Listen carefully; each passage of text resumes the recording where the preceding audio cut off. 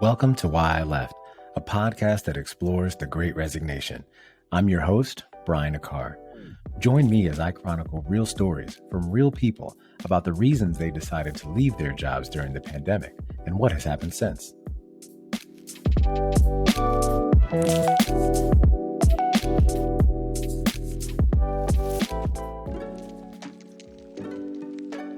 Hello, and thanks for tuning in to this episode of Why I Left. In today's episode, I chat with Zoe Fragou.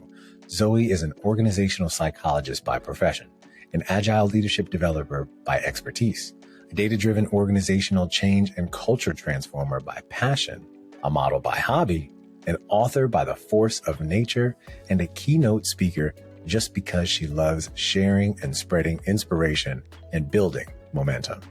Let's go check her out. All right, welcome back. So our guest today is Zoe Fragou. Zoe is an organizational psychologist who has created numerous psychometric tools and performance evaluation systems for global organizations to map corporate culture and add value in their recruitment processes. Now, her keynotes on identity, work culture, and mental health have garnered a lot of attention. So I wanted to bring her on the show to round out our mental health series. So hi, Zoe. Thanks for joining me today. Hello, Brian. Thank you very much for having me. Absolutely. So now, before we get into some of your work, tell us about, your work journey and what are some of the things you've been passionate about professionally? Well, like you've already mentioned, I'm an organizational psychologist. So what I do is I'm a psychologist for businesses. So mainly I'm working with corporations all over the world. And what I'm doing is my specialty is actually culture change. So when, for example, there is a merger or a buyout, or for some reason they need to change because, market is forcing them, or very common is that the CEO retires or changes, so they want to bring new ideas, that's when they bring me on board. I would say that my biggest passion is working with groups because I really love the interesting group dynamics that are formed inside, especially inside an organization, and how different people might be in their business environment when you compare them to their personal environment. I always find that intriguing and a little bit of a sign of pathogeny because normally, people are not houses. You can't say here's the kitchen and here is their bedroom. But when it comes to business, for some reason, we expect ourselves to leave everything that contributes to us being ourselves outside the door when we pass the door for work. Interesting. And now, for those who may not be familiar, what is organizational psychology and how did you even get interested in the profession? Mm-hmm. Organizational psychology is the application of psychology into business. So basically, I can help with recruitment. I can help when we need to run sensitivity trainings or when, for example, the team is fighting a lot and they're not very comfortable with each other. That's when they bring me also on board. So it's every application that psychology can have in order to help an organization thrive and be better while also empowering mental health of the employees. How I got into that? Well, I was always very business oriented as a person. I was pretty quite entrepreneurial, so clinical psychology wasn't really an option for me, although I do have a clinical license. I was working in the psychiatric hospital, but I knew that I'm more business oriented. I really want to do something with business. And the fun fact is that here in Greece, our psychology departments don't really have organizational psychology as a subject, although it's an entire part of psychology. Therefore, I had to really try it on my own first and learn and read and Google search. And then I developed the path and I saw how I can do it. Like I picked the right masters, I did the right thesis, then I pursued my PhD also in psychometrics of corporate culture. So to be fair, I had to create it a little bit. If I was probably in the States or England, it's much more evolved. So it would be easier for me. Got it. And so what are some of the things you've been most proud of in your work? I can tell you a very recent example. I ran a culture change project in a corporation here in Greece. And the first time I went there to see them all together, they were very tight. They didn't speak to each other. There was a lot of passive aggression. There was a lot of snarky comments. And now last time that I went, after 6 months of running interventions with them, I get inside and I see, for example, two people that I knew that originally they hated each other. And now they were sitting next to each other. And they were like, okay, so after the training, where do you want to go for a lunch break? I found this new restaurant. Do you want to try it? And I was like, oh my God, I can't believe that this actually happened. And basically, it's these small things of seeing how someone going at work and be happier. And then they text me, of course, all these beautiful messages. And for me, that's more than enough. I really like it. No, that's great.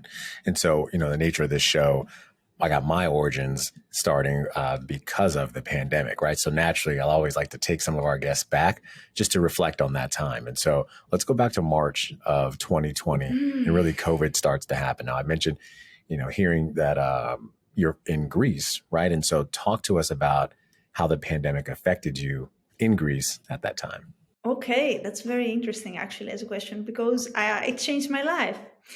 Until COVID hit us, I was an HR director for a group of companies here in Greece. And I had quite a fun time. It was a good job. I had a lot of benefits. It was a very also, I would say, cosmopolitan kind of job because the group of companies I was working in, they have a lot of restaurants and club restaurants and also tourism.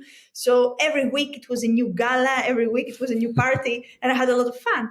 And then COVID hit. And for the first time in my life, I had so much time in my hand. I didn't know what to do with it. And I'm also very athletic. I really like to travel. I'm very social. So every single thing that I thought it would be me, suddenly I couldn't do. Therefore, I was like, okay, I shouldn't be dependent on all these things then. Maybe I should develop some new things that make sense. So I was like, okay, let's say that it takes a lot of time before the group starts again. What else could I be doing? So basically, I started my own business and I started approaching people from abroad. And it's pretty intense what happened. It was a very intense journey because before COVID ended, my business had actually flourished and I was quite international. Most of my clients were global. Therefore, when the company opened, it didn't even make sense for me to go back. As a result of that, I also moved away from the center of Athens. I moved to the suburbs for a more quiet life, closer to the nature and closer to the sea. Basically, everything changed in COVID. Oh, that's great. And I've seen the view. It's a beautiful view. So I don't blame you for making that yes. move. Okay. Yeah. I realized that, okay, nothing's holding me here anymore. Like I don't have an actual office to go. 90% of my job is from home. And then, okay, once in a while, I have to go do a training or give a speech or fly to another country, but that I can do from anywhere. So it's changed my life. Yeah. No, that's great. And so what did you start to notice in some of the clients that you served? During COVID. During COVID, yep. Well, the first thing that I noticed is that so many people were going through the same crisis that I was going, identity crisis. For so many people found themselves suddenly having a lot of free time. And they were like, okay, what am I supposed to do with all this time now? And especially for people that had families, it was a real existential shock because suddenly they were actually becoming acquainted with this family once again. And they realized they had no idea who the children were or their spouse or their partner. So it brought a lot of change for my clients. Many of them changed jobs and many of them also divorced and others got in new relationships. So it was a big like tornado of things and changes that was happening both on the inside and on the outside environment. Yeah. And so what were some of the differences between, let's say, clients that you were serving in Greece and other clients, like you mentioned, who were abroad? Well, I don't know what you know about Greece, but it's like a Balkan country, small country in the European Union. Therefore, every crisis that happens globally, we tend to experience it harder here and longer, and especially financially. Therefore, the clients in Greece were much more insecure. And also the after effects of the crisis lasted longer. Therefore, there was much more stress. There was much more burnout. Yeah, and there were also, of course, gender differences that were much more than in Scandinavia, for example, because women that stayed home, they also had to take care of their children. They also had to take care of the household and work full time while abroad. So that was a significant difference as well. Mm. And so now let's talk about your practice, right? So tell us more about your company, which is, I love the name, Fragou, Zoe, right? And what are some of the services that you offer? Well, I would say 70% of my work is with corporations. Therefore, the big projects are usually culture change projects where I dive very deep in what's the issue. I run my own surveys, my own tests, and then depending on what I find out, I propose interventions. The interventions might be one-to-one coaching, they might be trainings, they might be team building activities, or even deeper interventions like creating a new process, change the organizational structure, change the organizational chart, depending the company. But then, of course, some companies might bring me on board for smaller things, like give us a speech to motivate us, or talk to us about burnout and prevention, or let's just run a team building activity. So I would say this is the biggest part of my work. Then I have another 20% of work that has to do with individual clients. They're global, and most of them are in tech. So especially CTOs, VP of engineering, they come to me for soft skills development, leadership development, with my nerds, as I call them, like the techies. Usually very often is that they might be amazing in tech, but then one day somebody gives them a team and they have no idea what to do with this team and how to run it and how to communicate with people that might be having the same social struggles as them. So usually these are the topics that they come for. And then the rest of the 10% of my time, I pass it writing or giving speeches or mentorship in universities, teaching, a little bit of that. Oh, very nice. And now you mentioned something earlier about, folks who may be struggling with their identity, right? Because COVID really expanded that. And so now let's say someone comes to you with that. How do you work with people who are actually struggling with determining what their identity is? For starters, I'm a big believer that we shouldn't have only one identity. I think that a person, in order to be healthy and happy, they should be multidimensional and they should be as complex as possible. Therefore, one identity is not enough. When I mean identity, I mean about like the things we self-identify with. So for me, I might be self-identifying from the fact that I'm a psychologist and the fact that I'm very social and the fact that like I'm athletic. And I'm also, like I said, mentoring young people and something else. I don't know, my relationship with art and food. So even if one of these things suffer, I will still have the rest of them to remind me of who I am. Therefore, I won't be in an identity crisis. But at the same time, imagine a person who self-identifies only from their job. What will happen if they lose this job? They will have an identity crisis. And unfortunately, being specialized, and in this society nowadays, they force us to be as specialized as possible. And we tend to forget that one thing is not enough, because there's no way that one thing can be dependent for all of our existence and our happiness and our entertainment and our self-worth and our self-confidence. No, I like that a lot. And, I think about that in my own experience, right? I have all these different avenues that I'm interested in, right? Because they kind of make me that whole person. You're right. It can't just be one thing that is going to actually sustain me. So I love how you mentioned that. Now, you also mentioned burnout, right? And I've noticed on some of the work that you've produced, you talk about conflict management. And so how is conflict management tied to addressing burnout?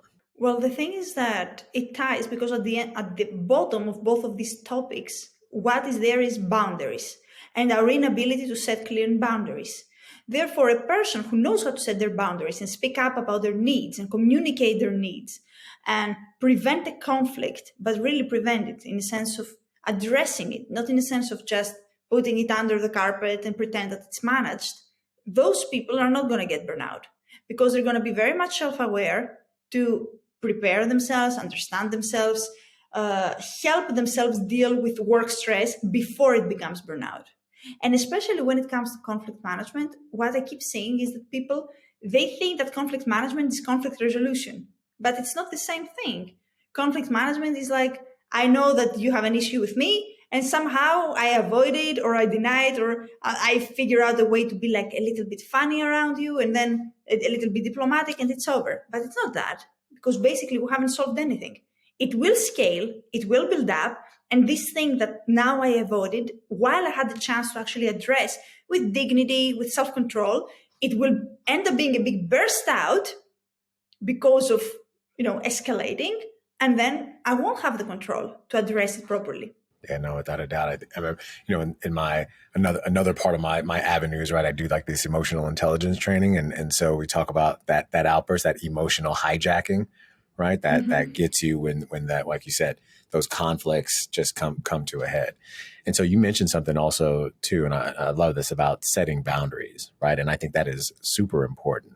So what actions can people take to set boundaries at work?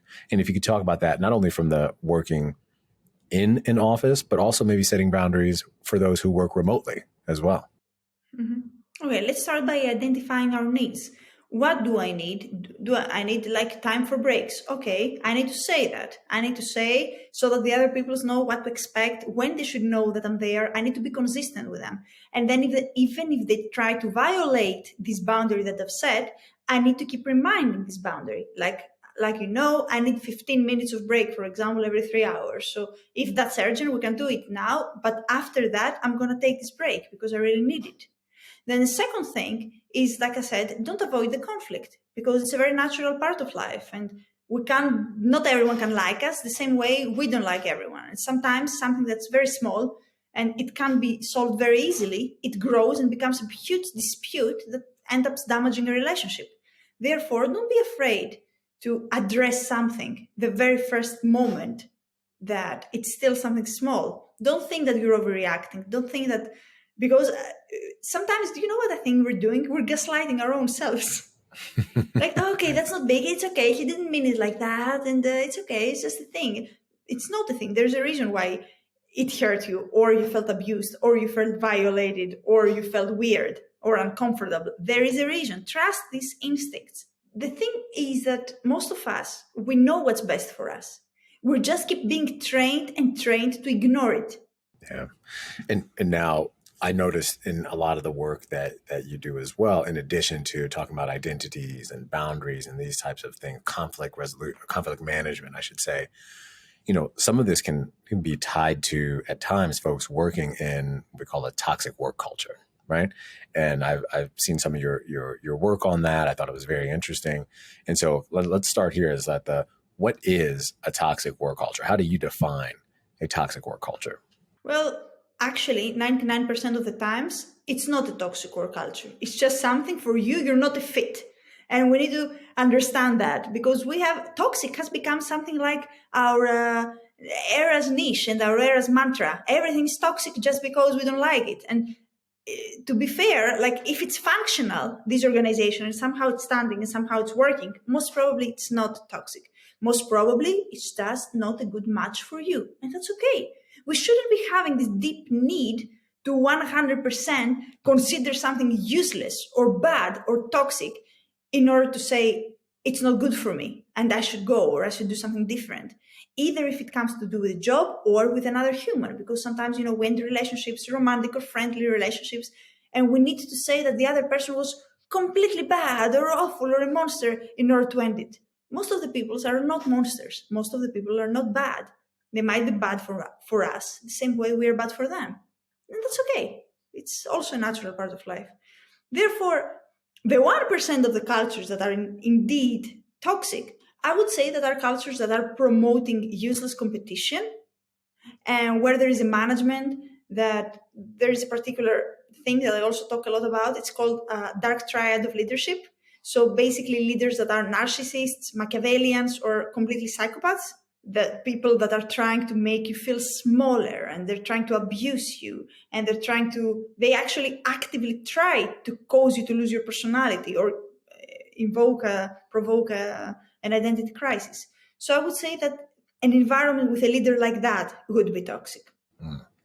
And let's say an organization learns that it has one of those, like that 1% of a toxic work culture. What can they do in order to address these types of issues?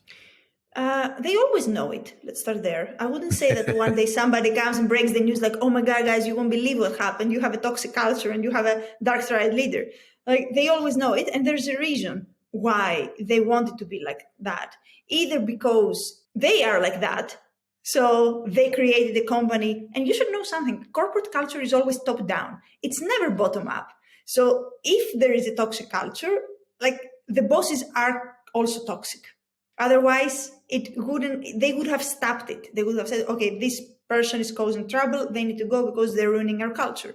So either there's that, and they like it that way, and they think that's the way that's functional, that's the way it's productive. Or there is another person in a leadership position who is causing the culture to be toxic, and they have a lot of power in their hands. For example, they might be like the most successful salesperson, and they hold 50% of the company's profits and the best accounts. And that's why they think they can't address it, but they always know, always. And this is something that I see many employees lying to themselves about. They tell me, oh my God, if the company knew what this person is doing to the rest, they should have sent him away. And then if they send them away, the company would be so much better. Oh, they know. They just choose not to for their reasons. And you might not even have the entire information and the entire picture. There are a lot of going on. But the thing is that if you see someone who is like nice and sweet and maybe not very good at their job, don't question why they're there. You can see why they're there because they're likable. Maybe they're not the best at their job, but maybe they're popular and they really add value to the climate. And that's more than enough of a reason for someone to be there. But then on the other hand, when you see someone who's actively causing a toxic environment and they're being toxic and they're being like too competitive or they gossip or they create problems, then you should wonder why they're there. And makes sense. There's a very good reason usually. And it always comes down to money or nepotism. Or both. Or both. No, definitely. And now, so for those employees who may be suffering in this space, right, what are steps that they can take to try to remove themselves from that situation? They don't have a lot of options. It's basically two options. One is if you can't sustain it, you need to go. Don't deny to yourself. Don't think that you're stronger than you are. It's okay. It's okay to need to ask for help and it's okay to go. But 9 out of 10, I wouldn't advise for that. And the reason I wouldn't advise for that is because, like I said, we end up making the barrier for what we consider toxic lower and lower and lower. And then we leave jobs without having learned the things that we should learn. And someone who is very competitive or someone who is gossipy or someone who is a bit abusive, a bit violating, a lot of people are like that, especially in corporations. So you will see people like that again. You'll find them again. Therefore, it's important for you to learn at one point how to address these people, how to set boundaries to those people, what to do with those people. Otherwise, what will happen? Will you be changing jobs every single time that somebody annoys you? Right. No, that makes sense. And now, trying to pivot a little bit. Earlier, you mentioned, some of the clients that you work with, primarily it's tech, right? And how some of those folks are really good at their day to day, but then they're now introduced to leading teams and leading people, right? So I wanted to read you a quick stat and then apply that to some of your clients. So I read recently, 75% of the long-term success in a given job role is based on a mastery of soft skills, right? And you talk about this and work on that in your company. And so first, for those who don't know, give us some examples of soft skills, right? And then also tell us, some examples of how the mastery of these skills has shown up in the companies that you support. Mm-hmm. Well, for starters, there are different kinds of soft skills. There are soft skills that have to do with self-awareness. There are soft skills that have to do with self-control. And there are also soft skills that have to do with other people and understanding other people and managing other people. Therefore, we can't really say that a person, for example, that has amazing self-awareness, let's say I tell you, okay, Brian, I'm really, really, really angry with my best friend. I realize that I'm very angry. I'm not denying it. I'm 100% self-aware. But then I go and burn her car. Would you say I'm a person with soft skills? Of course not, because it's not just about addressing the issue. It's also about managing yourself. And then at the same time, let's say that I'm perfect at managing myself and understanding, but I'm completely unable of doing the same for anyone else. Then I would just be self-centered. Therefore, we should have a combination of all these four elements. Understanding ourselves, understanding others, managing ourselves, managing relationships. Definitely. And so now what I love to have our guests talk about on the show is really some advice, right? And as I mentioned earlier, you are kind of rounding out our mental health series, right? We did it in May, and now this is in July. We're kind of closing out our mental health series. And so when you think about mental health, another one of the topics that you speak about, how can people prioritize their mental health, especially during these times? The first one I have to say is because I find it to be very important is avoid labels. Avoid labels for yourself and for other people. Because when you use a label, even if it's, let's say, I keep hearing people telling me, for example, oh, I get stressed so easily. I'm a stressing person, or I'm an anxious person. You really believe that. And then that's it. That will be your reaction forever. When you change the narrative, there's a reason why we say fake it until you make it, because it actually works. If you fake it well enough, at one point you will make it. If you stop thinking yourself as the stressed or anxious people are, or whatever label you chose for yourself to be, then you're much more open to be something else or to change. And that thing that used to be true, it doesn't have to be true forever. At the same time, the same thing applies to everyone else. When you say, oh, this person is completely inconsistent, I can't trust them. But then this person might be your brother, or might be your spouse, or might be your coworker, and they're going to be there. They're not going anywhere. So you putting that label is just allowing them to continue being like that with you forever, for as long as you have a relationship with that person. But if you change the narrative and you avoid the label and you said, okay, this person is not inconsistent, they've been having inconsistent behaviors towards me. That's a much better way to put it, because they might be inconsistent with you. That's not sure that they're with everyone in the world. Usually people are something with the people that allow them to be something, this something. So let's say that you stop using this label, and then you can reframe this entire relationship. You can create a new context, a much healthier context. So I would say this would be my first advice: avoid labels. Then the second would be express your needs, and express your needs verbally. Not express your needs by being passive aggressive, or by making snarky comments, or by like showing it with your face. Now I'm mad.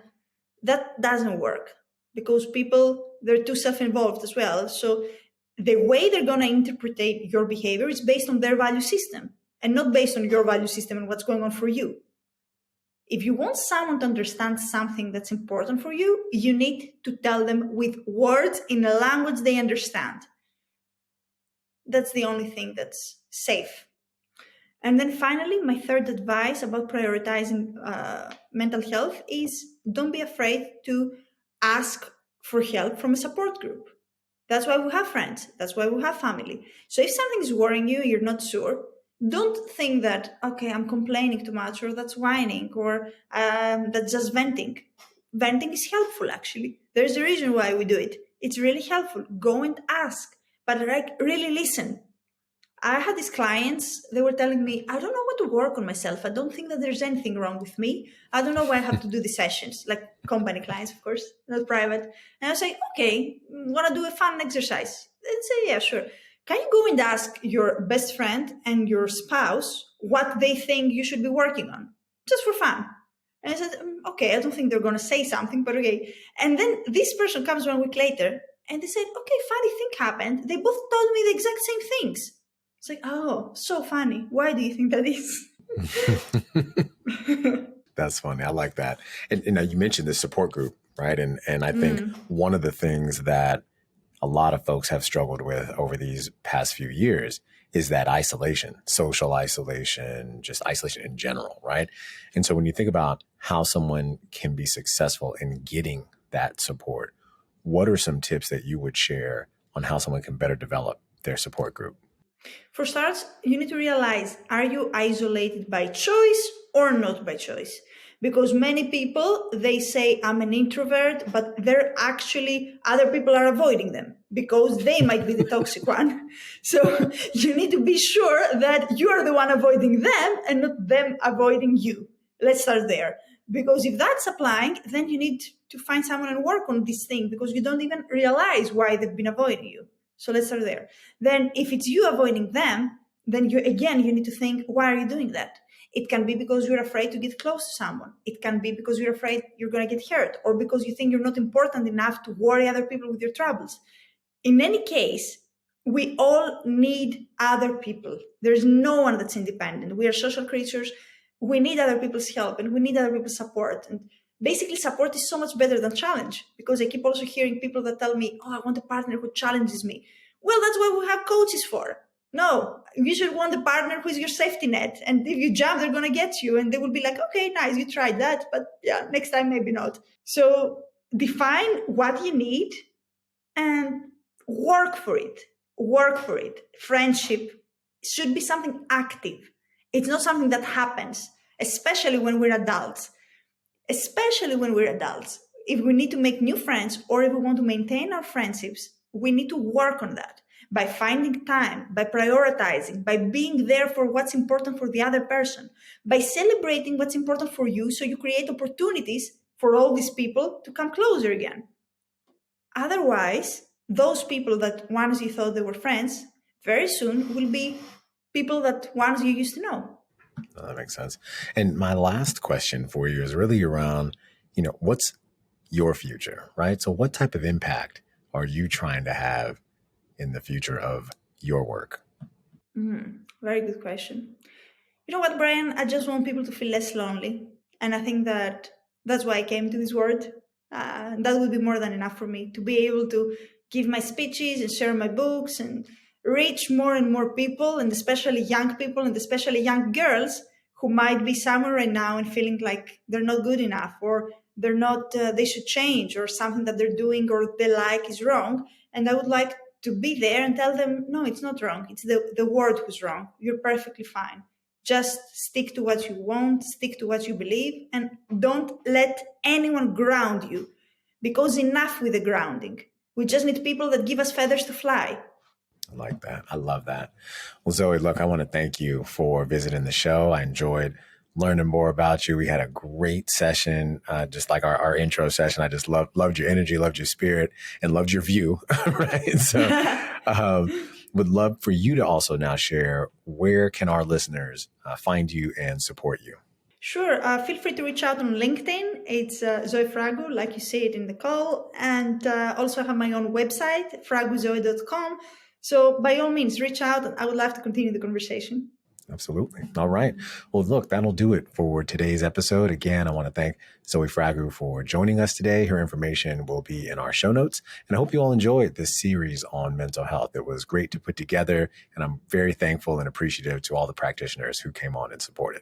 So look, I hope you all have a great week, and we'll see you next time. Thanks again, Zoe. Bye-bye. Thanks again for listening to Why I Left. Be sure to join us next time for more stories from the Great Resignation. Visit us at www.whyileft.co. That's whyileft.co. And subscribe to the show on YouTube, Spotify, Apple Podcasts, or wherever you get your podcasts.